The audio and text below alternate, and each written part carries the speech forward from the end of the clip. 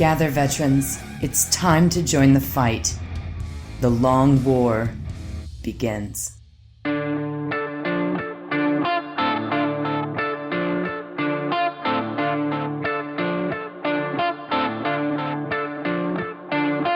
This is The Long War. I'm Rob Baer, and joining me once again is my partner in crime, Kenny Boucher. What's up, dog? Yo, dog. Dog. Dog. Well, we could do that all night. Dog. Come on. It's great to be here. How many different versions of dog can we say? Dozens. So Wyatt said was in the pregame show, boots on the ground at SoCal Open. They were exiting the hall, I think, to go get some beers. it just made it in. So that was pretty tasty treat. We got a little before the after hours recorded as well for our Patreon page, as well as this awesome after hours coverage from the convention hall on the eve of SoCal Open in San Diego. Pretty. Now this event's Friday, Saturday, and the top what is Sunday? 8? Top 8 championship bracket on Sunday. So that's why, people ask. That's why I just couldn't go. I can't. Yeah, that's fair. I just can't afford to miss Friday and Saturday right now this time of year, especially with a COVID summer, and I don't get paid time off. You don't get PTO? I don't. I mean, I could if I wanted to technically, but it's not like it'd be bad. It's tough. Content creation's it's a very tough business. Mm-hmm. Just in general, because it's very asymmetrical. You gotta pick and choose them, because it is important to go to events, and it is one of my favorite things. Yeah. And I did just go to an event. I did just go to the Vegas team tournament with the guys. That looks super fun. It was awesome, and I plan on going to LVO, so I may not go to another single GT this year. It's very possible, and I'm okay with that. But without Wyatt here, we'll talk about some things, but probably be a little short of a podcast. But we do have a lot of behind the scenes footage that we did just record, so definitely check that out. We don't have a would you rather, right? We don't have Wyatt's insight on things, so we're just gonna have to, just us cats. We'll just talk about all the great GW new news and wait, dang it. It's kind of just a little slow on the GW side. I actually looked it up. So GW's obviously slowed down the releases, not without really saying it, but just kind of here's a couple things here and there, which kind of makes sense. I'm not knocking it, because I don't envy whoever's in charge of logistics at Games Workshop, because getting all these things in stock at the warehouses for a synchronized global release, which they still missed a few, because I think the folks in Japan and Korea, they don't have the Black Templar Army boxes. So it hasn't been without flaws, and it's, it can be discouraging if you see, a bunch of folks hobbying on their dope Black Templar Emperor's Champions. You're like, oh, I don't have it. And, on the Marvel Crisis Protocol side of things, Asmodee side of things, they're just letting folks, whenever it comes into that particular region, it goes out for sale for the most part. So you see, here in the States, the last release of Marvel Crisis Protocol figures was Spider Foes in July. And there's already been Dormammu and Blade and Doctor Strange and all the Convergence people. They're about to get laughed with the Hulkbuster Iron Man, and Ms. Marvel is about to come out in Europe. So the US is about to get laughed by 2 releases. So you see all these people in the Instagram and stuff painting on their Hulkbuster suits and things. And it's, it makes it, I can see where hobbyists would get a little upset about it. And it would create this weird dynamic of people, the secondary market and things. So Games Workshop kind of throttling back a little bit. They said, this week's the Stormcast and the last of the Oruk War Clans releases. They're hey, Dragons are going to be delayed till December. Sorry, But, at least they gave people a head up about it, and they put some of the stuff out so people could get what they can get, and it's just a tough place to be with the way the world is right now, especially trying to run synchronized global releases. So I definitely don't envy them. And I know they're probably getting a lot of flack because people are like, where's my XYZ? And if you start looking at all the stuff that they've previewed, and as a matter of fact, I looked up the last preview, the last live Warhammer preview was the Octarius preview, where they also showed Orcs and Black Templars. Not all they showed was some artwork for Black Templars, but that was back on July 10th. And there hasn't been a live preview since. So there's going to be one next week for Warhammer Day, which I'm sure we'll see a lot of new dope stuff. But the calendar is, there's a lot of weeks left in the calendar, but even more releases that we have seen previewed already from Games Workshop. So there's more out there. Just got to hang in there, Hopefully we have a big, exciting Black Friday weekend that everybody can get behind. Maybe it'll be Horus Heresy. Who knows? That would be neat to see. But there's been, unfortunately, conflicting reports that may have gotten pushed back to spring already. So it may just be the Black Temple, the first wave of Black Templar releases to come out separately. But yeah, next weekend's Warhammer Day. They're going to have some exclusives that you can pick up. The Vampire Lord is $35, and the new Blade Guard Lieutenants with Storm Shield is also $35, but he is a GW Web Order exclusive, whereas the Vampire you can probably pick up at your local game store or GW store, of course. And then for this week, they basically put out all the stuff that came out in Dominion for the Stormcast, the remaining Oruk War Clans things. The Manskewer Bolt Boys are getting a multi-part release for $45. The Stormcast Eternals, the Vanquishers, the Vigilators. Gotta love these names. They're both $60 box sets. The Annihilators, those are the big chonky dudes with the shields and the hammers. They're $50. The Hobgrop Slitzes, which are basically the Hobgoblins. Those are the push fit versions from Dominion. They are $50. I think there's 20 to the box. Bastilin Carthalos is $40. He's a clan pack or a single miniature. Night Relictors, $35. The Vindicators are $50, and the Praetors are $45. And then they reboxed a bunch of the Beastgrave Warhammer Underworlds that are direct order from Games Workshop for, I believe they're $35. So they went up $10 in price. And that's without the cards. Those are not the Warhammer Underworld sets. Those are just the figures, but they are playable in Sigmar. They are in a lot of battle tomes. Actually, all the battle tomes. I think all those figures have been written into battle tomes by now. I'd have to go back and look. I did want to talk about they're putting out a Middle Earth strategy battle game set, terrain set. It's the Ruins of Dol Gordu, which that's like basically where Sauron was hanging out, getting his strength back, and they caught the orcs and stuff, caught Gandalf and Radagast unawares. But it's a plastic kit.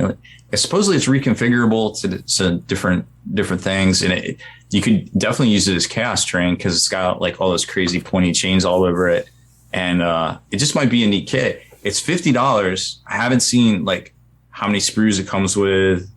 No, excuse me, it's $65. I was looking at the wrong price, but I haven't seen how many sprues it comes with and things. But it might be worth to pick up. If you're into chaos and you just want some cool chaos terrains, because it's kind of shapes. Like it's almost like linear walls, almost like vertical walls. So like it might be pretty good for, competitive 40K even, just because that's a thing. So definitely going to keep my eye on this one because it might have some crossover potential for Warhammer 40K and just to pick up and hobby on and maybe display board material or something like that. But that's what I was thinking. Yeah. Because, there really isn't a lot of dedicated chaos terrain out there. If you think about it, it's like kind of all Imperial-ish. Yeah. And I think there's like some AOS stuff and it's pretty outlandish and something like awesome, but like not like understated. So I just like the idea of what you're saying for a stick display board. Remember how everybody used to take those Imperial ruins that you could like kind of push fit together and boop, on the board and pull them apart, pack them up. Oh yeah, dude. I remember the city fight terrain box. Bro, that was like I was just pulling shit out of that for like a decade.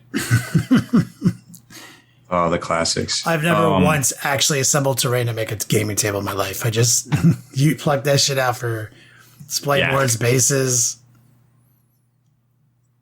Nah, that's kind of the dream though, having a game table at your house, right? We talked about that in the pregame. It's the big dream right there. Sure.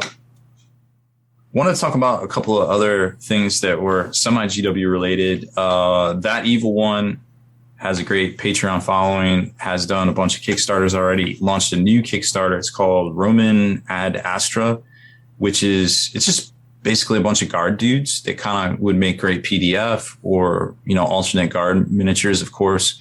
He's got great vehicles already, and the Kickstarter is doing really well. So definitely worth checking out if if guard's your thing. Maybe you like that Elysian kind of drop troop sort of vibe, mixed with some Cadians, mixed with some what are those other dudes? Scions, I guess they are.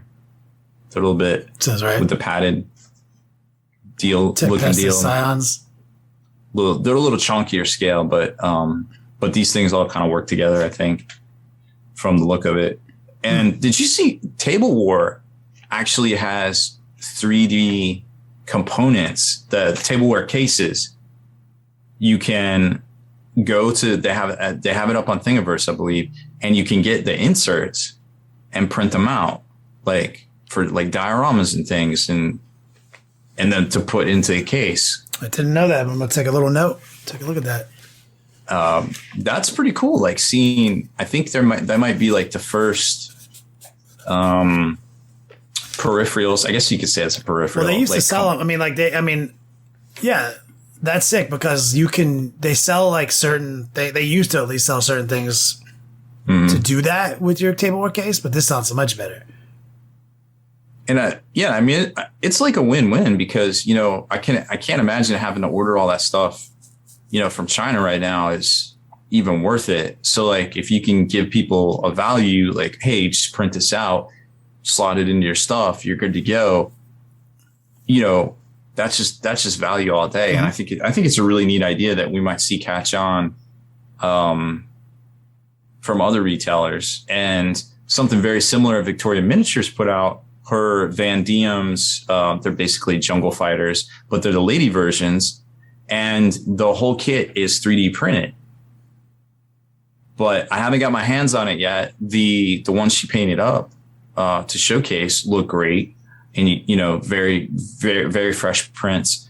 So, if you start seeing a lot of retailers kind of pivoting to doing 3D prints or perhaps the COCast stuff, which, a lot of manufacturers have that technology currently, that I think we're starting to see a pivot where retailers can actually get stuff out faster almost than Games Workshop in a lot of cases. Like if you see this, you see this preview and it takes 3 months for that thing to actually hit the shelves, where a lot of these 3D artists and even larger manufacturers can make something similar inspired by non-violation IP and put it out there and already have a suitable alternative ready to go. It comes back around, man.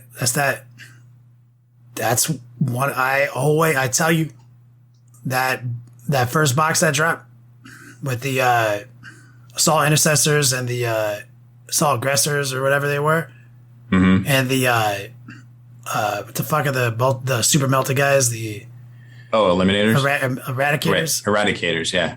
GW putting out shit that everyone wanted in a box that then sells out, and then not giving us those models for like half a year. Yeah, I believe 100% in my heart spearheaded this 3D printing movement, not because people weren't already 3D printing, they were. This going to the 3D printer for the as close to the thing you want that GW refuses to give you feeling. Like that. That's why everyone had eradicators. They didn't wait a half a year to get them, or assault aggressors or whatever it was.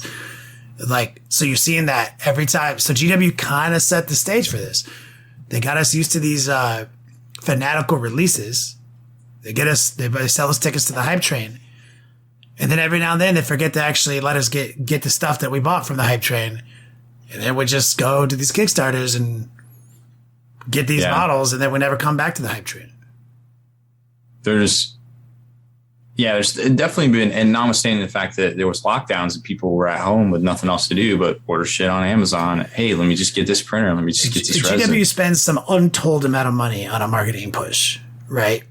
Yeah. Making me froth at the mouth for those fucking eradicators or whatever the fuck whatever we're discussing in this analogy. I'm frothing. I fucking need it. Like I'm rabid. And then I'm like, when can I buy it? They're like, no, soon. Literally, they have said soon before. And then, but you just dropped like $1 million in ad campaign to get me frothing. Like that froth isn't going away soon, dog. And then I look over here and then there's this jungle fighter that looks kind of like the jungle fighters you're talking about. And I'm like, fuck your jungle fighters. I'm already frothing. I need these. Like, bruh. It's real. And, like I said, I don't envy their logistics and all that, because I think in a lot of cases, the marketing and the logistics were not syncing up. They're not syncing up. That is a perfect analogy. They are not, because you're dropping the ball. Like if they were synced, it would be like, hey, slow your roll. We're going to lose customers. We're honestly going to lose money. We're going to lose predicted revenue, because now that I have bought the jungle fighters, and then now 6 months later, the jungle fighters you spent the money, GW, to get me frothing at the mouth for, you finally put them out so I could buy them. I'm not going to buy them now. I already got some. Yeah. Problem solved. And then that's a cycle that you keep me in, that you have to break me out of. So just start selling 3D prints. Just start selling fucking STLs. Get a fucking authentication system in place. Get an app. Partner up with some of the big fucking 3D printers, the most popular ones people have in their homes. Get like an authenticating app. Get something going. Fucking just start selling us a la carte 3D prints. Get in front of this. Yep. It's a little rough. But hopefully they'll figure it out. They got some time. There's plenty of leg room, plenty of releases on the board, and I'm sure we'll never know when things were supposed to come out, because like I said, the last preview was July and we're at October without another preview. They were literally doing them like clockwork every month since I can't even tell you. And then they went 3 months without one. I mean, they showed some stuff at Gen Con, but it wasn't an online preview. So I can't even imagine right now. So I thought that was pretty cool. Tail War was doing all that. I wanted to talk about, we had a little, you know how we do the values, like releases coming out, like, hey, the Black Temple Army box is probably worth this much, right? And I put the value of the alternate cover codex at, basically retail, $30, because it's a supplement. You still have to have the GW, or you still have to have the Space Marine codex, right? Mm-hmm. And a lot of folks in the comments were like, hey, it's worth more. It's technically a collector's edition. Or I saw the same article on another site and they valued it at $80 that the collector's edition is going for. And I was like, I see the confusion there. And I went in and I wrote a whole article about it, because I was like, well, let's take a look. And the research looking into it, it's basically like comic books. Like there's alternate covers of comic books. And then there's, collector's editions of comic books. There's even softcover and hardcover, trade paperbacks and all that, but that's not a really good analogy. But when it comes to this, the things that are coming in these army boxes are basically alternate art covers. The production numbers are higher than the collector's edition things. They usually come out when the release hits and the actual codex goes up for sale. Case in point, the Orcs actually have 3 codexes, believe it or not. They have the Beast Snagga cover one, they have the regular one, and they have the collector's edition one that came out at the same time as the regular one. I couldn't find a collector's edition one for sale on the secondary market on eBay or Amazon. Couldn't even find one. That's how rare they are. But I found a bunch of Beast Snagga books for $50. or the Beast Snagget cover, alternate cover, and the orc stuff. So your research has led you to understand that there are, or to confirm your prediction is like this is not a collector's edition. This is an alternate art cover, and it is valued exactly as the same as a codex. And to further bring home the point, I looked up because the Octarius supplements going out this week with a couple of pages of rules for Cadians, a couple of pages of rules for Inquisition, a couple of pages of rules for Tyranids, some terrain stuff in there. Don't have a 100% clear picture because a lot of folks on YouTube actually didn't cover it, and they didn't even talk about it, believe it or not. So I'm not sure if they just didn't get the books or they were just like, man, I'm not really going to talk about this. I don't really know. But I can tell you that there is a listing for it on Games Workshop's website right now. And I wanted to read you what it said, but I can't seem to find the article. But it was basically alternate cover. Yeah, it was basically something like it's got, foil pages, soft touch cover, foil pages, foiled or colored pages or something like that, a bookmark. And it was presented as a collector's edition. So even in GW's own description, it was completely different than what they said in the army boxes. So if I had to guess, while the Black Templar army box codex, alternate cover codex, is super dope because it's got that 3rd edition artwork on it, the John Blanche artwork with that like stunning like orange and browns and everything, super dope artwork. That codex is probably only ever going to go for the $30 that the Black Templar supplement is going to go for when that comes out. But if I had to guess, I would say there's probably going to be a Black Templar's collector's edition too, with some sick, like dark, grimdark art, maybe with the Emperor's Champion or something. Like, who knows at this point? There is if you get the army box, there's an insert that literally protects the codex from getting damaged from the sprues. And there's a different piece of art on the back that isn't the codex art that we've seen already for the normal release. If I had to guess, I would say that's probably going to be the art for the collector's edition, but I don't know for sure yet. So just kind of keep all that in mind when you're trying to, see if something's of value for you, that these books that are coming in these army boxes, and these are going to be a thing. They're going to keep coming out. It's on GW's radar. And until they pivot, we've got 18 months of these things coming out for whatever new releases, right? They're going to keep coming out. So, if it's worth it to you, obviously go for it, but just don't put that extra value on it because it's certainly not there. Whatever site you look at, it's just not a thing. When you do a value box breakdown, only trust one source, spikybits.com. Thanks, Kenny. And yeah, the last Warhammer preview was July 10th. So hopefully this Warhammer Day is going to come out of the fence swinging, because there's still a lot on the way, and I'm sure there's folks definitely want to know things like New Chaos ? A lot of people want to know a lot of things. Yeah, but they can't reveal their hand too early. And I don't want them to. I want GW to slow their fucking roll, because they're gonna get themselves in trouble with this. Like, what do you mean? They need it. Like, they need to sync, like we were just talking about. Oh yeah, for sure. They need to slow the fucking roll, because you are writing checks that your literal competition is cashing. Like, you know what I'm saying? Like, and I'm down to on board, and I will do that. That's what October is. It's just, come on, guys.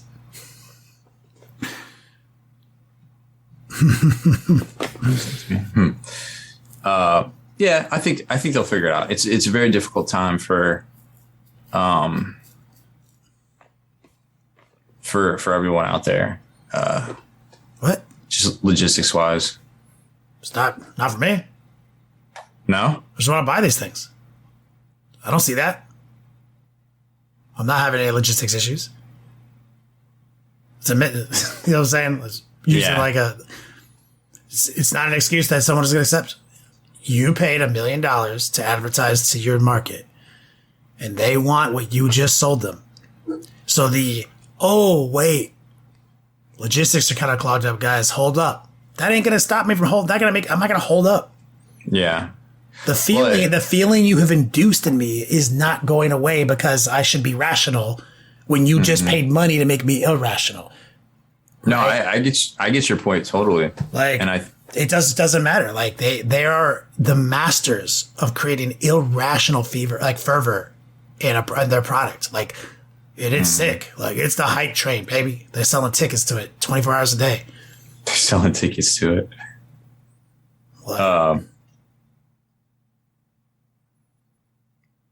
That's why I don't buy tickets anymore. That's my point of I just don't buy hype train tickets anymore. I buy what I want when I want it. Like people are asking me if I'm going to paint the gray white squig, and I'm like, if I get one at some point. Yeah, those were allocated 2 per store. I quoted you on my show the other day, and I was like, I vote with my hobby dollars. And to clarify what that means, it means I don't boycott GW. I dedicate my whole fucking shit to GW. What it means is that they allocated these 2 to store. I don't care why. I'm irrationally hype. I bought a hype trade ticket. I don't fucking care now. I love when you say that. It doesn't matter. So there's only 2 per store. I'm not getting one. And I'm not going to fucking GW's website to get one because I'm voting with my hobby dollars. I'm letting them know that that's... Oh, let's see what it's going for on eBay. I wonder. I actually have one if you want one. I do want one. Yes, I would greatly appreciate that to paint. I will not charge you secondary market prices. Thank you. What is he called? What's it? Mozgroff? Someone in chat needs to tell us what his great white screen is called. Oh, man. What is his name? Let's go to Games Workshop site and look up Orc HQs. Was it Nasdrag? No. It's with the M for sure. It's a pretty short name. Dude, it's so much stuff's sounded very similar. But yeah, I get what you're saying, and I think they'll sync up, and they almost have to. The unfortunate side effect to that is what's happening right now, where there isn't a hype train, right? And that's the thing that people like to crack out to is, what's the new thing? What's the new thing? What's the new thing? What's the new thing? Because they've been trained by Games Workshop to think that way for all these years and years and years, and that's what they've done. And so it gets a little slow newsy, I guess you could say. Well, now that we don't have the stipulation, it kind of feels depressing. It's lethargia. It's a crash almost. My dopamines are hitting. You're going after my dopamines, dog. It's can't have that. Mozrog. Someone in chat. Mozrog. Mozrog. Mozrog. Oh, here he is. Wait, no. Scragbad. Thank you. Mozrog Squagbag. Squagbag. Scragbag. I'm not even putting his last name. $75. $80. There we go. What's that? What's retail? 50. 25. So 50% over. Oh, here's a painted one for $400. Oh, I'll buy that one. Oh yeah. I'll buy that one and repaint it. Someone framed the art from the box, from the Orcs Army box. Oh, sick. It actually looks good. Yeah, $70. Shit. Yeah. Shit. But but I actually quoted you. That's what I was saying. It's I said, vote for you. I vote with my hobby dollars, and I want one. I bought a ticket to the hype train, but I am also going to hold GW accountable.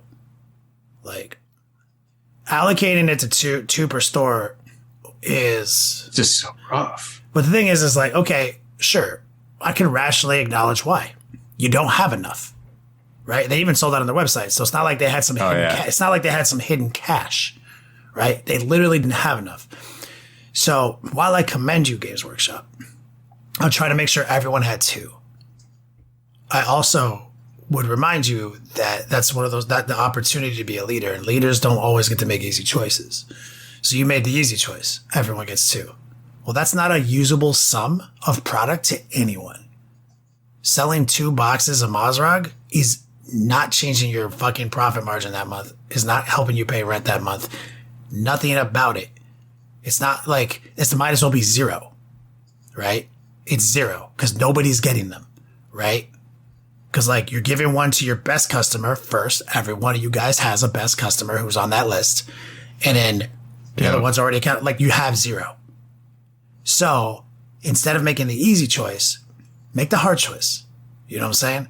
Somebody has to not get any because it was already 0. Like these allocations could be going to game stores that it can actually change things for them. And that's been my point the entire time. Make the hard choices, actually send usable sums of actual product to people who could use it and move it. You know what I'm saying? 2 is 0. I'm never getting one. I have, like, unless I get one from Rob, it's just like fucking Indominus. Never got one. You know? I think they're going to turn it around, and I think, we'll be complaining about a glut of GW, product here, in a couple of months, maybe spring next year. But it's just, it just makes it a little weird right now. Everybody could probably in stream could probably tell you, hey, my local store shelves are looking rough because they're taking 4 or 5 weeks still on restock orders. And it's, it makes it tough to build and paint armies. And I'm sure the used market is just exploding right now. You could almost say that in some cases it's better to wait to start a new army and not start it right when the book drops and things, because that way at least kind of what you need to play the army. Like what the meta is going to be, what the FAQ is going to be after like 3 or 4 weeks. So then you're not buying things that you don't need. And you can focus on the things you do need. You may have to pay a little bit more for them, but you almost don't waste money on things you don't need too. So it kind of could even out in the wash some, and then picking up used stuff for sure, because you get the people that did just the thing I said. They get in day one, they're an early adopter. They build all the things. They're like, crap, I'm not feeling this army. Let me sell it on eBay. And then maybe you can swoop in and scoop it up.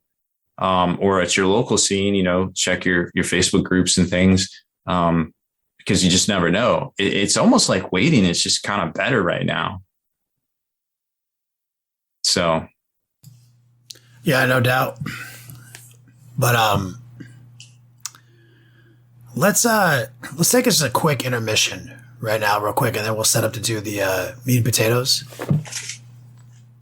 Let me go. I gotta go do something upstairs, and normally this is the time I always have to do it. Oh. So let me just do that real quick, because normally I sneak off. You and Wyatt are talking. So entertain the chat, take some questions, then we'll do a pause right when I come back.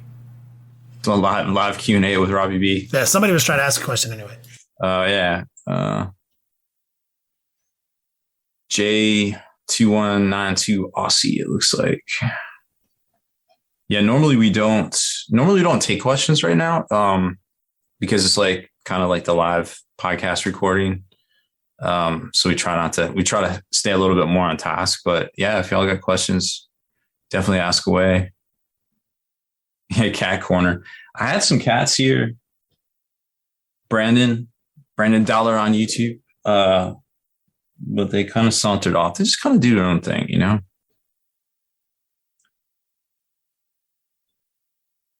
Oh, J2192 Aussie says, want to know about secondary objectives, struggling to pick objectives for my Dark Angels list, taking a Deathwing or Raven Wing list to a tournament this weekend as Terminators, Blade Guard, and Bikes. So have you considered the Oath of the Moment? Because remember, you can still take from the Marine Codex. Like you're not just like pigeonholed into Dark Angels, even though they usually have like, I don't even know what theirs are. I can pull them off. I don't know what their secondaries are, if they're achievable, or if they're like, hey, you got to drop some Terminators in and then off these bikes. And that's a that's a boop. Like if you get boops that quick, then I don't know. Maybe it's worth doing that. Cletus says, do you think they'll come out with a new MCP starter? The original is a little dated. So the interesting thing about MCP is that they're going to update all of those characters all the way up to X-Men. So they said they're going to have downloads for those character cards. So once those come out, you basically just download a pack of cards, print them out, or hopefully they'll be available to buy. Again, they're probably going to be made in China, so they're probably going to come out a lot later than any of us want. So we'll probably be printing out cards on home printers or maybe at Kinko's or whatever, and printing those out. I think the starter is still pretty solid, and I know they have a glut of them because they are always up on Amazon at like 20 off, I think. Word. So I think the starter is still good. Definitely worth a pickup if you see it on sale or at your local game store. Rolf Thomas wants to know what the best Black Templar combo is. There's some decent stuff in there, depending on what builds you want to do. Like if you just want to go like light infantry and vehicles, obviously the 5-up's good. A substantial amount of questions just came in while I walked away. I know. That's all. We just said, hey, we're going to take some questions. Oh my goodness. There it is. Fuck, it's actually good timing. Do you want to do some Q&A then instead of aimlessly talking about Grey Knights? Yeah, we can. It's fine. There's a few more in here, I suppose. All right, fuck it. I need to pull up these secondaries for Dark Angels. Let it ride. Wait, so who was asking about secondaries for Dark Angels? Jay Ozzy? Jay, yeah. Well, there's the secondary where you stand on that. I can't remember what it's called. You stand on the objective, and whatever turn it is, you do like the action, and whatever turn it is, it's how many points you get. As long as nobody takes the objective from you. That's that's fresh. I can't remember what it's called. It's the no-brainer Dark Angel one. Because with those bikes, those bases are so big, you could almost box people out. Well, you just do your backfield objective with it. That too. And it even supersedes out the moments. Like, where's her? I talk about it. I mean, I just can't remember what it's called. Fuck, it's like some suitably Dark Angel's name.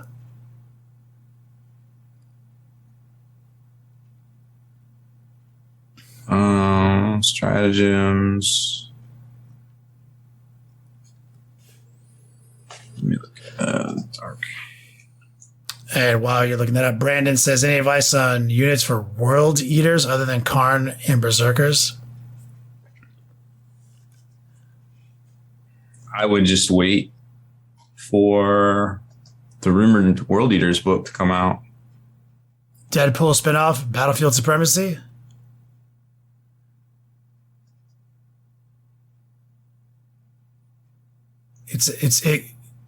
Yeah, it's Battlefield. It's a Battlefield Supremacy slot, which is the same as, I think, Oaths. So I think you take this instead of Oaths. I'm just not familiar with all the special Dark Angel names. By Brandon Dollar, if that's like World Eaters is your jam, and you already have a massive collection. Get yourself some Dread Claws. Those are pretty good now that they have actual Deep Strike. You figured it out? Yeah, it's called Stubborn Defiance. Stubborn Defiance, baby. Jay Ozzy takes Stubborn Defiance. Just score your backfield objective and profit. And just retrieve Octarian data and engage all fronts. GG. It's literally automatic. Oh, yeah. Octarian data, definitely. For Octarius data. Yeah, Rod. It's just... That fucking shit is ridiculous. That combo is very difficult to interact with, and no matter how good you feel like you're doing against the Dark Angel army, it's like they're constantly ticking that score up. Yeah, it can be a little rough. But for World Eaters, they are also, I guess Demon Engines are really the only other thing. But Playing a dedicated World Eater's army, kind of hard. If you don't give a shit about it being hard, just get some cool demon engines and shit. All demon engines are going to get better with the new Chaos Codex. So, kind of go nuts. Doesn't matter. Doesn't matter if they're Mauler Fiends, if they're Lord Discordance, if they're, Forge Fiends. They're all going to get better. All demon engines are getting better. Mm-hmm. But as it stands right now, World Eater is kind of hard to play. Terminators might be good too, based on how things shape out. Did you talk Queen of Re? Did you comment there? Although I bought them, the Beast Naga and Black Templar boxes. No, I didn't get to that. Sort of pay for early access to combat patrols, or another thing. You see a lot of those minis. Why did I lose my spot? Why did I lose my place here? God damn it. A lot of those minis come back in there. You also still have these army versus army boxes like Hexfire. They sell a lot of fire on a wood stack. They sell like fire to wood stack. I'm happy they take weekend orders now as a guarantee, but it's still FOMO because you still have to buy them during that weekend. Yeah. That's what GW's good at, man. They're the FOMO. Yeah, it just makes it, it just makes it difficult sometimes to really decide what to do with your hobby dollars. You got to be super sure these days. But as a retailer, Amu Kaza says, do you guys F with 3D printers? If so, which is a good starting printer? I do F with 3D printers. Yeah. But you are not going to want what I use. What is it? Any cubic photon is pretty popular. Yeah, any cubic photon is probably the best community sourced resource. Like, you will be able to find answers to questions super quick. All of the settings, everything you need there. A lot of people are like in the igloos. They just came out with this new one. Let me go look it up. It just went on pre-order today. I think it might be a Kickstarter. Let me double check. But that one looked good. The Epic 8K by Frozen 3D went on pre-order today. Take a look at it. A lot of people are talking about this one. Oh, this is the one with that. They printed that head. Okay. So it's the pre-order special is $459.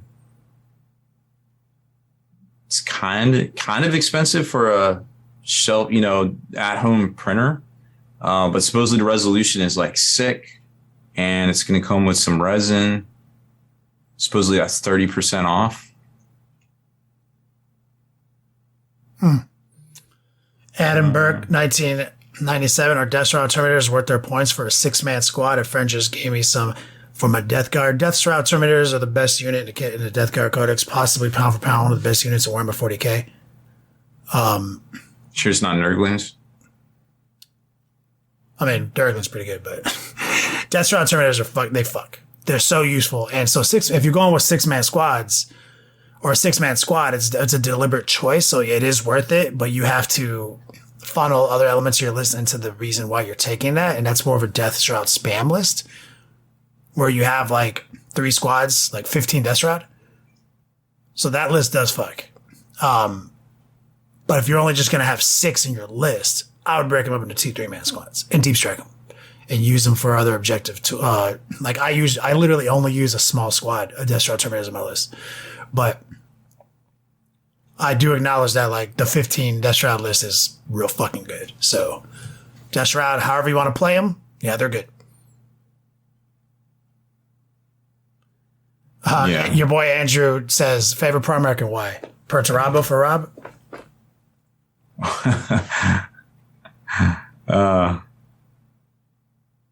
I think I don't know, they're all just kind of cool. Like, I mean, obviously I like Perturabo because Iron Warriors, but they all like got their own thing. I mean, when you saw Angron, the miniature, 10 years ago when they announced Horus Heresy, for the first time, you're like, oh shit, they're making Primarchs now? Yeah. Well, so who's your straight up raw dog favorite? I guess it's like composition, miniature, like to paint. I mean, I'm sure you can use any criteria you want. I guess my favorite technically isn't a Primarch. I guess probably Valdor. It's not a Primarch. You're not answering the question. Who's your favorite Primarch? And why?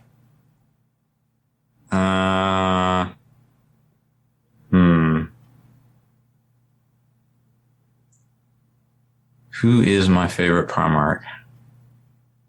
And why? I guess if I think about it, notwithstanding miniatures, just lore and stuff, probably Lionel Johnson. It sounds weird because like you're like, why Lionel Johnson? That dude just like got stuff done. His lore is pretty sick. And he was good at everything, like just all around. Where like, you know, Gilliman's like, yo, I'm a strategist. Like I'm going to come up with like supply chains and we're going to get it done that way. And then obviously, you know, the Fists and Iron Warriors did their thing. And then, you know, Angron's just like, rawr. You know, there wasn't a lot of depth, and Nighthaunt's like, oh, I'm emo, you know, like, but Lionel Johnson. Nighthaunt's like, literally, I'm Batman. Yeah, I'm Batman. Lionel Johnson had depth. Like he was like kind of tormented by a lot of stuff he had to do, but he got it done. He was really good at all aspects of like everything. And I think anybody, you know, in life, you just try to better yourself and be good at everything. And sometimes you got to make some difficult decisions, and you got to banish some friends because they say some dumb shit on Facebook, you know, you got to do that. Lionel Johnson. No, he's sick. Like, I do like his lore. Now that when you said that, I was like, oh, yeah, he's pretty fucking sick. Like that. I remember reading the stories. Like, that's sick. Mine is Mortarion, obviously. Because he's sick as fuck. He just looks cool. Yeah. I mean, like, it was already like my hype shit. Like, I was already hype on Mortarion long before Horus Heresy novels. And then Horus Heresy novels came out, and then I got a model. So, like, it's just everything I've ever wanted. So, Mortarion. Your boy Gary says, is there a good box to buy for starting orcs? I mean, start collecting, or the Combat Patrol box is good. You don't get like the super optimum build of poise, but you get some stuff on the cheap pretty quick. It's easy to put together. I think most veterans probably buy one, but if you're starting out, you might want to pick up a couple of them if you can find them.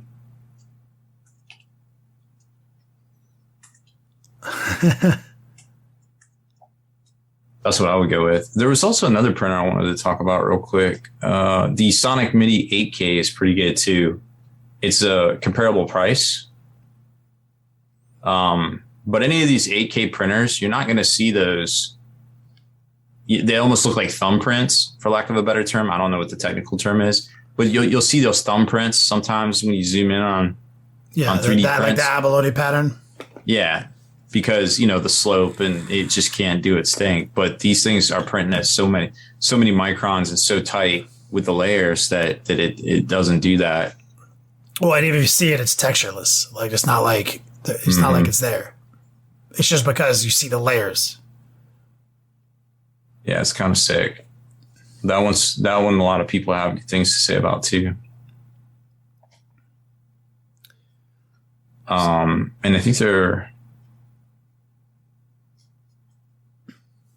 So we moved into fielding questions from the chat section, which we normally don't do, but we're only a 2-man crew, and we were gonna like shuffle our way through some Grey Knight talk.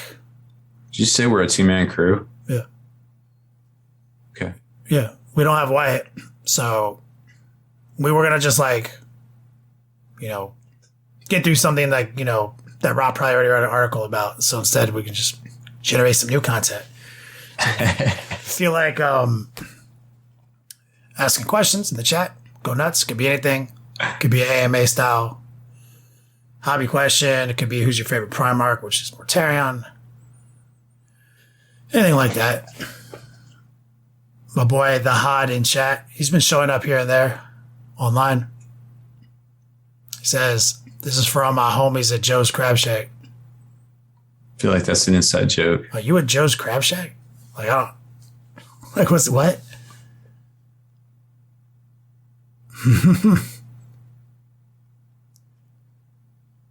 Looking, Imperial says it. It's sanguineous, Rob. Not even close. Sanguineous is pretty interesting too, but what do you? I don't know. I don't feel like he's as well rounded. Just my opinion. Disflex asked, "What do we think about the list he posted in 40K army lists on Discord?" Oh man, I will look at it for 1 second, but like a full list breakdown is like a whole. That's tough. I'm on Discord right now, which we have a Long War server, and I'm running over to lists, which I don't spend enough time in. Is it just a picture of? Is this Death Guard army that you posted a picture of?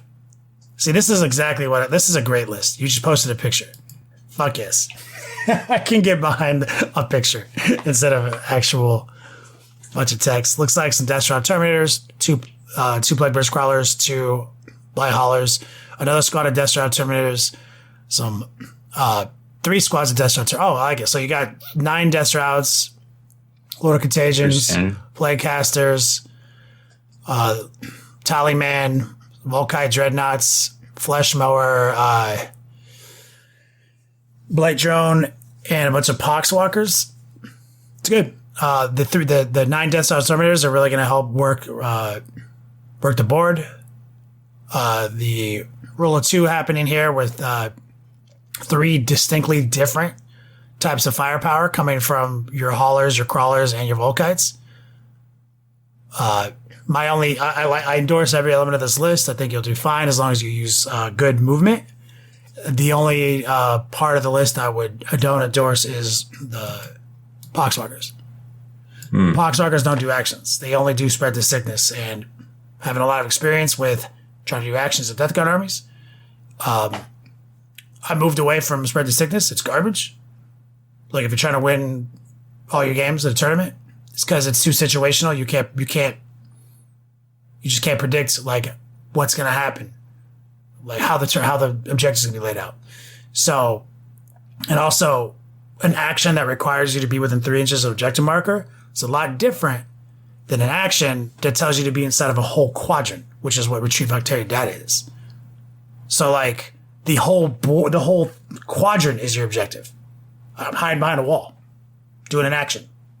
So like I got rid of Poxwalkers, use Cultists. And you can do things like strategically reserve and secure actions. So like having actionable units is my one complaint with that list. The Poxwalkers I don't think do it. That makes sense. Amukaza, what's the best resource I can use to learn the airbrush? Next level painting on Twitch, baby. Check out my Twitch channel. Where are you posting this from? Let's see. He's on Twitch right now. I don't know which Twitch channel. Oh, which Twitch? Yeah, which Twitch are you on? Are you on the Long War? Just go, go to my channel. I'll reply and then I'll say. Queen of Ree says, what do you think custodians need to give them an extra push in 9th? It was on your Long War, or it was on your Twitch. You're on, yeah, just hit that follow button, baby. To get an extra push in 9th, right now, custodians have what I consider 9th edition statistics, right? Because what the big thing that occurred between 8th and 9th was we ramped up the statistics, the stat lines, right? 2 wounds instead of 1, 3 wounds instead of 2, etc., right? Custodians always kind of had better statistics than the rest of the whole universe, right? So they kind of already have 9th edition statistics, right? What they need is 9th edition revamp on how damage works for the most part. Their points are right. Honestly, I think they're kind of perfect. Their points make sense for the statistics that they have. Yeah. In this space, they hit on 2s, all this great stuff. It's just that I have a lot of problems with variable damage weapons. And that can be frustrating. And you've seen that the game has kind of evolved to just standardizing the averages. D3s have gone to 2 damage weapons. That makes them better. And I mean, as it stands, they are doing pretty good. But I think your question is hard to answer because a lot of what makes Custodes good right now is going to change when they get their new codex, which is their stratagems, their warlord traits, and their relics. That has the way those exist in the game now is not how they exist in the game in 8th edition. So, yeah, I mean, even just they still have their auras, the reroll one everything auras. So like it's kind of hard to say. Is like I'm saying their statistics are fine and they're going to get better damage stuff, but the jankery that you're probably used to is going to vanish. So what is that going to be replaced by? Right? That's what really needs. I don't know. Can't answer that question because they win a lot of games in the backs of doing mechanics that other people don't have access to right now. Just like why that's how you win with chaos, for example. Like Wyatt's in SoCal Open right now with chaos, and he wins games on the backs of being able to do things 9th edition armies can't do, even though he has elements of his army that are under characteristic, you know? So I don't know how to answer that question. I expect a fully new codex and new interactions, and I hope the codex doesn't suck. I think they are going to get a lot of that, but I think they're going to take away some of that stuff that made them kind of what they are right now. But that'll make up for getting that extra damage and getting extra anti-psychic support, because that's kind of they can get more wounded a lot. It's a little rough. They're going to need to get some spicy stuff because, like I said, right now their statistics isn't enough. It's their 8th edition stratagems, warlord traits, and relics. That's really keeping them in the fight. Well, that's going to go away. Their statistics aren't enough. And even taking D3 things to just 2 damage, that's not going to be enough. That's just making it average. Yeah. But they're going to need something else. I don't know what it's going to be. And it's like that's like a whole codex of speculating. I don't know. Whatever it is, it's going to be good because they're definitely going to want to move those models. And on the Forge World side, it's probably not going to change. They'll just get an FAQ, blanket FAQ for whatever keyword they need or term they need to. But the Forge World stuff is probably more of an indicator for what we're going to see. And that was the damage fixes. And they toned down the invulnerables and things. So we'll probably see that with the swords and boards. Won't be that 1+. It's a little egregious. I mean, maybe they're going to get another statistic upgrade. I don't know. Like, it's hard to tell. It's hard to tell. Somebody asked Imperial South, what do you guys think of storm speeders? Didn't they recently get... they got a points reduction. Points reduction? Yeah. That was basically it. Yeah, their points reduction makes them not hot garbage. Yeah, basically. Like, when I've done quite a few math sessions here on the show about regular land speeders versus storm speeders, and how, like... even just 2 typhoons or whatever, the ones that have assault cannons and melta guns, or the ones that have assault cannons and heavy bolters. Regular as land speeder, 2 of them in a squadron was only a little bit more expensive than a storm speeder, and I can prove on a spreadsheet that they're always better. I can't prove that now. So storm speeders but that wasn't even the optimal like land speeder configuration in my opinion. So I would say that now I can't prove that. I can now say the storm speeders are okay. They're not a hot waste of points. Oh, I mean, everything else to go back when there's new supplements. We're seeing all these supplements with just a few, pages of rules and stuff in them. And, you're just not seeing as many of the same type of Marine lists in the beginning of 9th as you are now. They're more specialized. So maybe they'll want to swing that back around and sell more of those models, and then we'll get those sets of rules that make them spicier. Well, yeah, it's the old pendulum of GW makes rules to sell models, but they also make models that sell rules. They do both equally at all times. And so curating their game element, they are very committed to right now. Like changing points, making sure things don't suck. Like they're very committed to that now. And this is a golden age. So like play that goddamn storm speeder. You'll be fine. It's not hard garbage. Mikey Brokey says from YouTube says, what do you guys do for hobby self-care to take care of your hands and forearms and in general not to burn out? Not burn out? Strange, interesting question because there's like a physical self-care element to that and a mental care element to his question. You, Rob? I don't take care of my hands or my arms as much as I should. I probably should use a lot more lotion than I do, but do wear a lot of protective gear because for some reason I seem to be clumsy as fuck and always stabbing myself or cutting myself or slipping and messing up my hands. And your hands are your money makers when you're a content creator. So you got to definitely be careful with that. I think as far as burnout as a content creator, you have to kind of set some boundaries for yourself. Like, okay, I'm done at this time. Like, you're always going to get emails. You're always going to get messages. Some of them are just going to have to wait till the next day, and if you set those, it took me a while to learn this, you kind of have to set those boundaries with yourself because otherwise you're just always going to be working and you're like, man, content creation sounds like the best job in the history of ever. Like I could just do it all day, and you literally will do it all day if you let yourself, because there is always something to do. And, you just have to be super careful of that because, when it's your work, it also is hard to also be your hobby. Like, so you almost have to have another hobby outside the hobby to switch to just to get burned out. Like, I start to get burned out. Like, I clean my house, I hobby on my yard, like, and it sounds boring as fuck, and it is, but it's like I just turn my brain off and I'm doing it. Even Winston Churchill laid bricks while he was, running the war. So, like, don't be afraid to, like, just turn your brain off and do some shit. No podcast, no nothing. Just chill, like it's super important. What do you think? Play a lot of Diablo? I don't get burnt out. Everyone hobby's inferior to me. Not to make it competitive. You're hobbying wrong if you get burnt out. You're making it too hard. You're putting too much pressure on yourself. If you don't want to do it, don't do it. There's no burnout. You know what I'm saying? Like, burnout comes from doing something you feel like you're supposed to do, not something you want to do.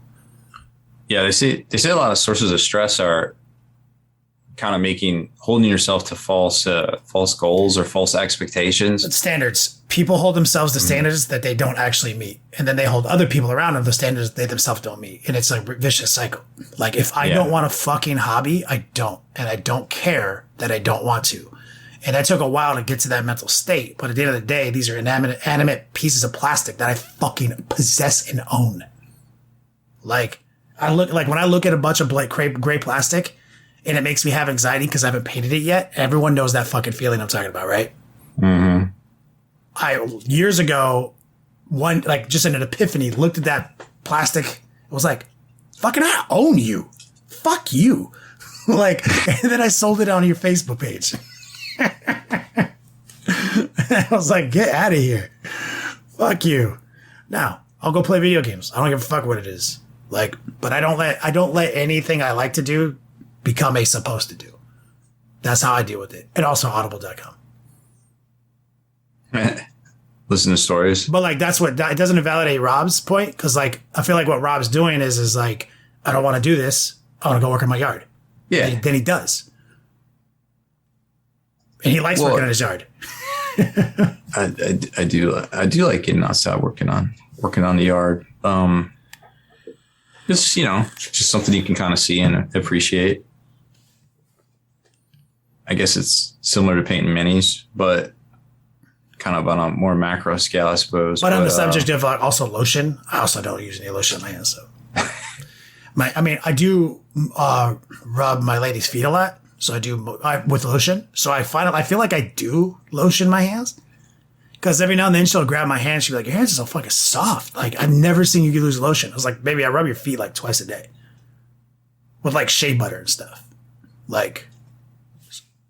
I feel like I do, and I'm doing a good job as a partner rubbing her feet for more than 10 minutes. So I'm actually rubbing lotion in my hands for 10 minutes. So I kind of feel like my hands are kind of balling. So maybe if you can't find time to lotion your hands, maybe offer your lady a foot rub. But like your hidden intent is like getting into a habit where you are lotioning your hands. But now she's also pretty happy. It's a bonus tip. Yeah, that's relationship advice right there. Vile Need says, what's your most hated Necron unit to face? Rob used to play Necrons. But nothing like the Necrons now. Holy cow. Yeah, I don't know. I haven't even actually played against them yet in the new edition. I don't know what my most hated units. They can put out some shots for sure. I can't even answer that question. I apologize, Vile Needs. I have no actual on-table experience versus Necrons right now.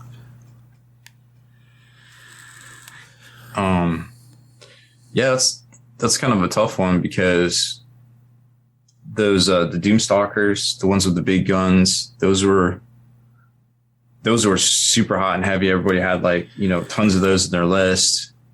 Obviously the Shadow King. I think there was a Necron list that did really well recently, but they've kind of fallen off lately. I can't answer that question. No idea. I haven't played them. Can't tell you what my most feared unit is. It's literally impossible to answer. It's just speculation. Sorry. I apologize. Yeah, they're just tough to deal with in general. Edinburgh Jr. says, so I'm still new to Death Guard. I'm still new. Death Guard is my first army. I just got over 50 points. What do you think is best pound for pound HQ, not including Morty, Lord of Contagion? Lord of Contagion, hulking physique, glorious Reaper of Entropy. I just deep strike that dude in solo in the backfield. He contributes toward engagement on fronts as a secondary. I sneak him in this little spot behind a wall somebody didn't think I can get to. And now he's just like hyper focused on this Lord of Contagion with hulking physique, -1 damage and that extra wound.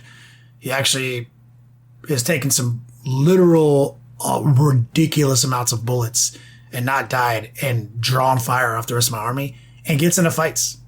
Like that's my favorite HQ. That configuration. Helldiver says, I signed up for Long War doubles in Las Vegas. How many games are there going to be that day for the doubles? It's 3. It's a long day. 3 games. Thank you for signing up, brother. Seems like you can't do Grey Knights without Hasbro, Brandon. That's right. Awesome. Grey Knights real good. Andrew says, if you could swap a Legion's Primarch's loyalty in the Heresy, who would you choose? On both sides. What? That's a crazy question.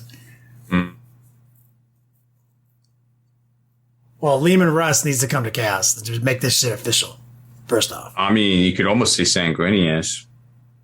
Sanguinius needs to come to Chaos and make this thing official. You're 100% right. You're 100% right. I think more than Lehman Russ. More than Lehman Russ. You're right. The motherfuckers consume blood. Yeah. But who would Chaos give up? They give up Angron, and he'd go fulfill Sanguinius' role because they don't eat people.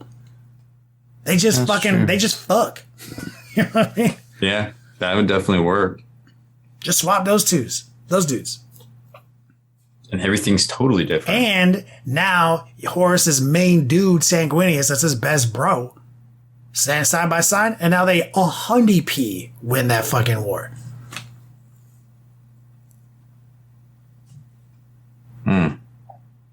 That'd be crazy. Thought it was gonna be a hard question. That was easy. Yeah. That would change things quite a bit.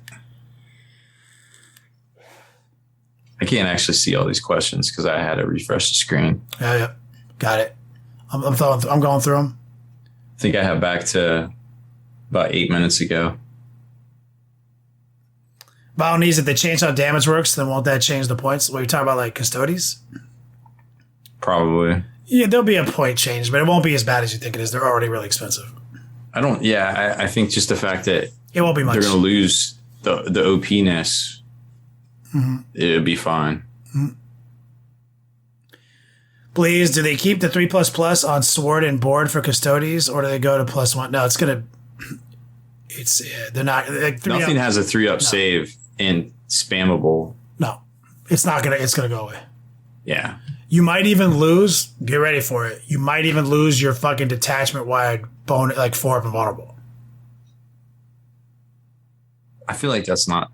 It's not. You might lose your detachment wide objective secure on every model in your fucking army. Like, there might be some things you're not prepared for, but they're going to have to give you some pretty serious things in exchange for them. Which is why I'm saying another statistic bump is not off the table. Like, we don't know. Custodians are in a weird place. Custodians, it's going to be I think it's going to be a very interesting book to keep those same feelings. And I'm not saying they're going to take those things away. I'm saying those are things they could take away. Or they're just not guaranteed and they're just not automatic, Either way, it's going to be interesting to see how because that'll have precedence for some other, books that still come out. Concerning this is Gary on YouTube. Concerning Primaris Hellblasters, which weapon type? I prefer assault for the extra dice per shot round. What's the one that goes isn't it the one that goes to strength 9? It's pretty popular. I don't care. I don't think Hellblasters are all that tight. So I don't. Depending on which strength 9 is only good against certain things though, because you're already. I've never literally used a Hellblaster unit, and I've played against them and never been impressed many times. I mean, it's really what you're hunting. Like, if you're going after toughness 8 shit, then yeah. But it's they always have some Hellblasters, and it's always like, I'll kill them. Like, well, there's that too. Like, oh, that unit that's got these set combos that's really powerful. I just don't care. Now, obviously, in Black Templar, they're going to have some play with being able to get out of a vehicle and shoot and get back in. Mm-hmm. Right? There's going to be some play. So you're going to want the one that does the most amount of damage from a range that doesn't always guarantee rapid fire. So perhaps the assault variant. Because that combo only works at a certain range and you got to be close to your vehicle and shit. Yeah. So you can't always guarantee you're going to get within 12 inches.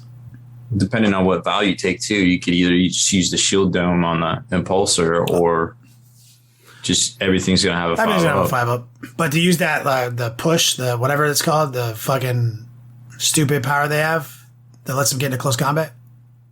There's 2 pushes. Devout push. So devout push changed to where it's to where if you're close to an objective or you can't just go any direction you want.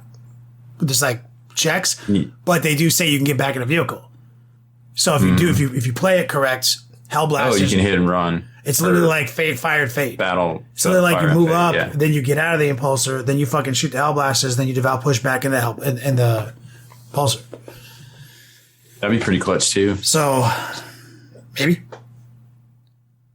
that's a pretty annoying fucking Hellblast unit to interact with.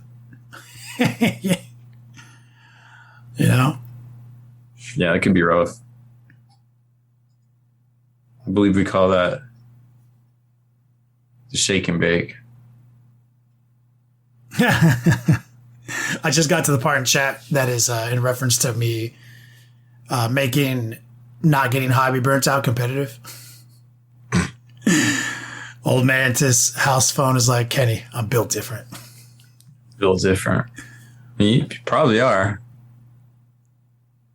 Nah, my body doesn't process uric acid correct, so I get gout. Oh, yeah, that's true. You are built different. There you go. I'm allergic to stupid shit. Yeah, you got the glutens. And I've struggled to stay warm. Yeah, you're cold-blooded. Hello, fellow humans. Yes. I'm rolling through. Yeah, it was just kind of getting towards the end.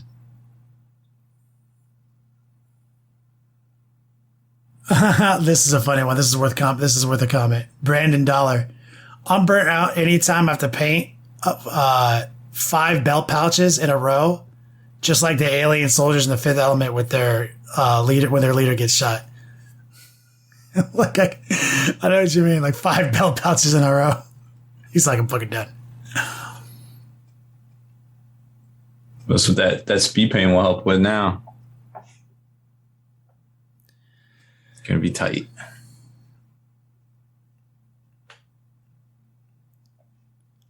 People chiming in with the Primarch question. Mm-hmm. Switch Dorn for Perturabo. It's kind of the same thing. I don't know. It's almost like, yeah, it's almost like a meme.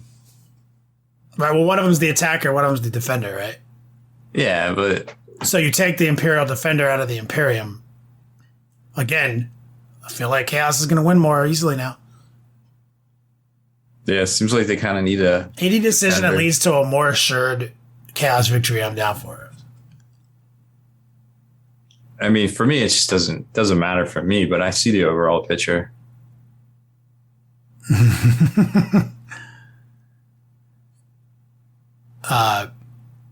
Just running through. Meltas are good. Brandon Dollar said, I've heard Meltas are good. They are good. Horus and the Lion is another answer. Just swap out Horus. Just fuck it. So now Horus is a good guy and Lion is a bad guy? That would be interesting. That's pretty sick. That would have some repercussions. That's actually the sickest one. Just flip the whole script right there. And then you have, like, they're the new Black Legion. Let's say the war goes the same way. Dark Angels are literally Black Legion now, right? Yeah. And Horus's people have fallen, right? So you have, like, that element of fallen people who went to Chaos and stuff, if all goes according to plan. Or maybe it stays the same. Maybe what the Dark Angels have is people who stayed loyal that they hunt down. Ooh, spooky. That's pretty interesting. I do like that. Amukaza says, I think I'm saying it right, says, I always see it as a Kuma, but it's not. When and how did you get into the hobby?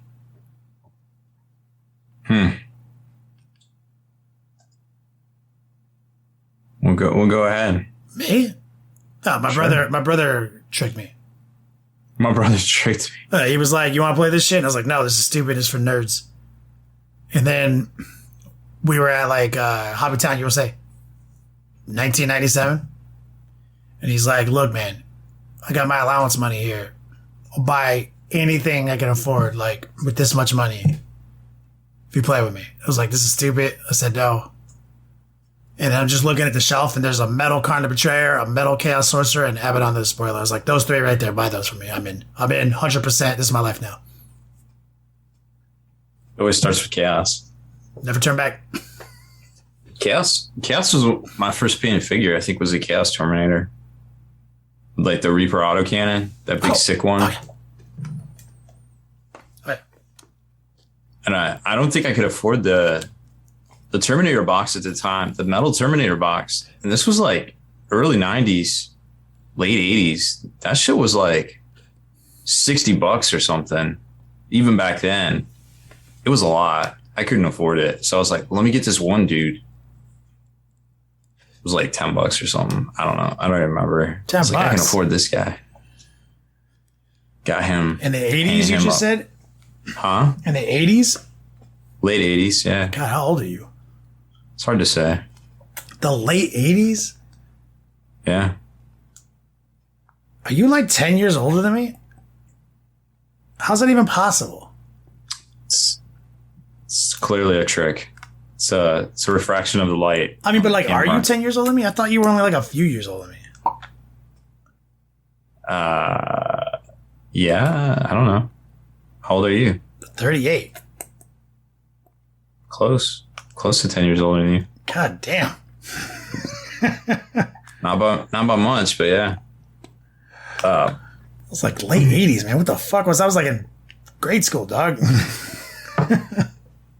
What was I doing? Middle school? High school?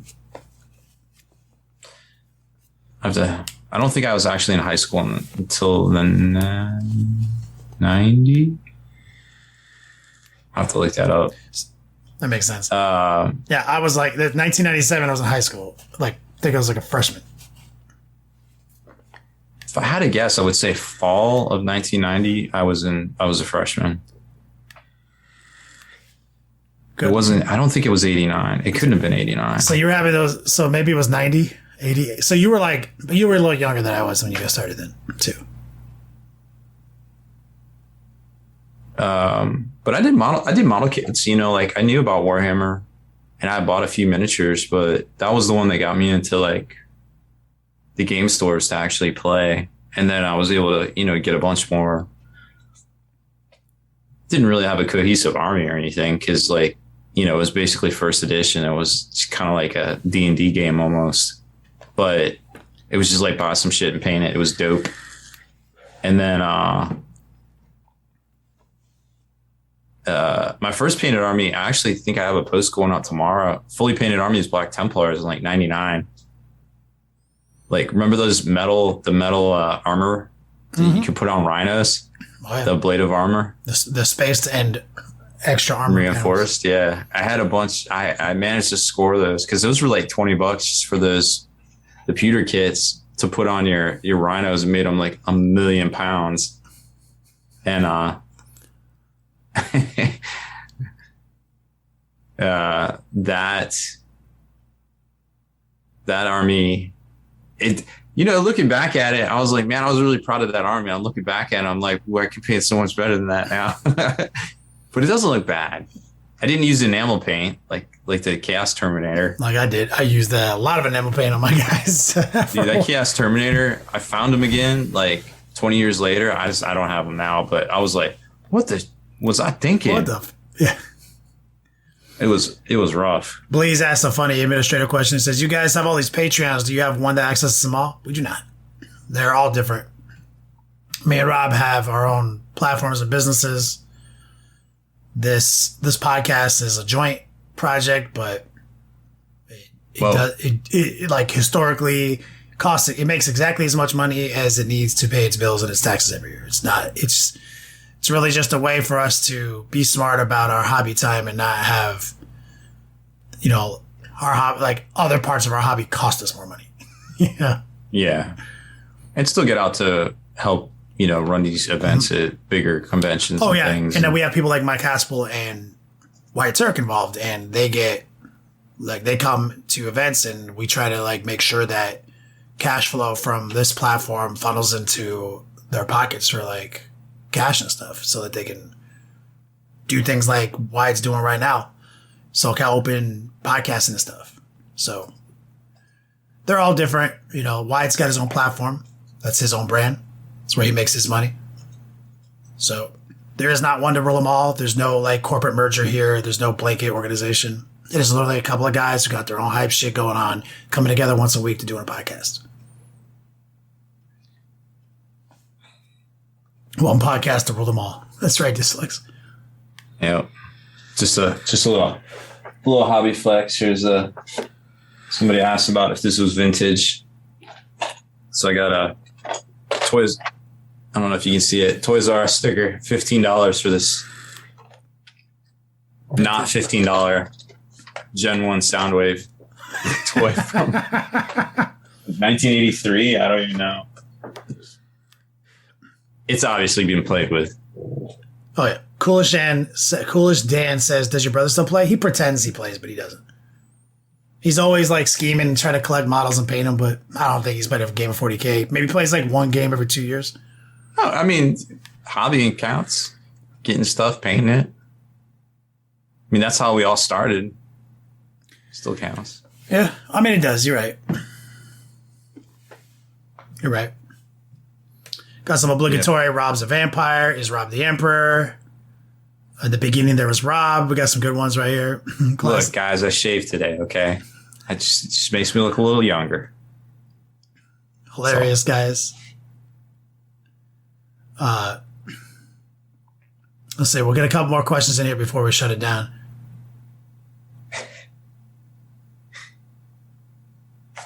It's been I did like that swapping. No effects. Swapping He said, you remember the first box style Dreadnought, OG Furioso? Yeah, that model got, I would say when most people will answer the question that me and Rob just answered with that Dreadnought. Or any Dreadnought, because Dreadnoughts just look sick. Dreadnought's got people into this game. No fucking lie. That shit was hype. Maybe a Land Raider. Land Raiders are pretty cool looking too. Max, I guess the big plastic one didn't really come out till like 2000. Like 2000. Max says, whatever happened to Haspel? He's busy writing. Just Haspel comes and goes based on his writing schedule. He's a Haspel cat. Yeah. Yeah, he didn't leave, Max. He takes like self-imposed media hiatuses here. He was just at Vegas Teams, man. Like he that's the nature of Haspel's business and like his writing career. Like let me run through them. I'm skipping over some guys looking for the last couple.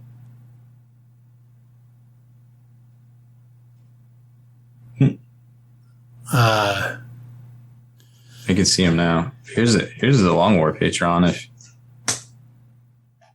Do you want to pledge that? We're hoping. I think when we get 100 subs, we can start doing the annual pledges and what are we at? Do something. I think we might be at 53. 53. So we need like halfway. Because we had this great idea to unlock annuals and do T-shirts up front. Yeah. And like custom shit, like some dope shit. We're like, oh, this is going to be the sickest shit. And then it was like, we launched it and then it was like, we don't know who you are. You need 100 subs before we let you do this. We're like, yeah, peasants. Like, oh, okay, fine. Long, we're done it. Saw one, I think, here we go. Brohammer minis. When I was a kid, I assumed the metal models were better than plastic just because they were heavier and more expensive. I was also shocked the first time I saw how small metal box dreadnoughts were.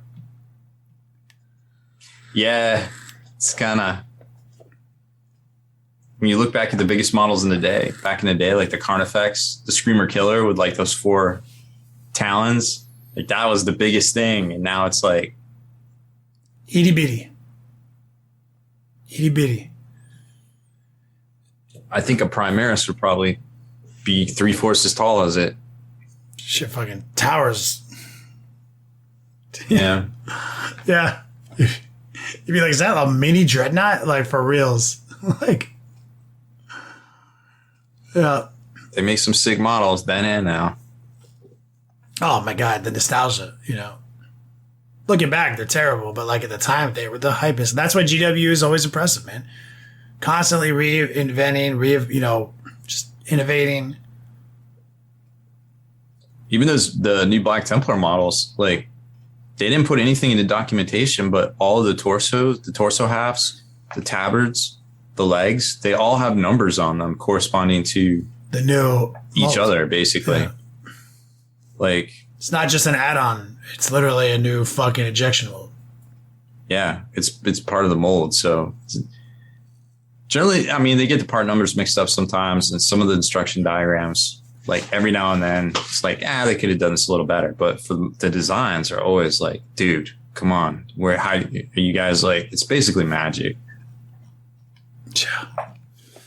Well, what are you doing? Okay. Got a cat appearance. Take us out on. You hear all this? Yep. Sassy. Is that Sarah? Yeah. She has emerged from. Usually, she likes to hide under the covers. She likes to burrow. I believe that's the technical term. She likes to burrow. Yeah, cats burrow. For sure. She's a burrower. Yeah. And she appears. She's like, "Hey, what are you doing?" Yeah. Pay attention to me. Yeah. Hey, dude. I hear you talking. Who are you talking to? Follow me. I'll show you where I want to go. All right. Just gift a bunch of subs. Yeah, I think I just got an email. There was a new Patreon. I don't know if that corresponds with anything. Brian Porchop? Who's gifting subs? Brian Porchop? I don't know how many you gifted because this software doesn't tell me. Oh. Let me know. Shout out to Brian Porchop. 5 subs. If you just got gifted a sub. Thank you. Brian Porchop, you know who to thank, man. Thank you, brother. We do have some emotes. We are technically a affiliate on the Long War. So I did go through and make sure we made a bunch of emotes. And thank you, Brian Porchop, for unlocking some of those for some people. And he says 3 Twitch streams for the bearded ones for their painting tutorials, 2 for cats, 2 for the cats who must sleep live, and 1 podcast to rule them all, to bind them together in the internet, in the darkness, in the darkness, blind. In the darkness. Okay, it took me a second to realize what I was reading. I saw you wrote that earlier, and I was like, I don't know what the fuck he's saying. I now understand it's a nerd reference. There's a Star Wars reference, if I'm not mistaken. Clearly Star Wars. Solid. You know what it is. Thank you. All right. I like the darkness part. That was nice. Nice touch. Ugh. All right. I'm going to take us out. It's late for us lizard vampire people. So that is it. Appreciate all the questions and the feedback. So make sure you head on over to thelongwar.net for exclusive content and early access videos. No cat pics yet, but we're working up to it. We need 100 subs for cat Only pics. cats. Only our only cats page.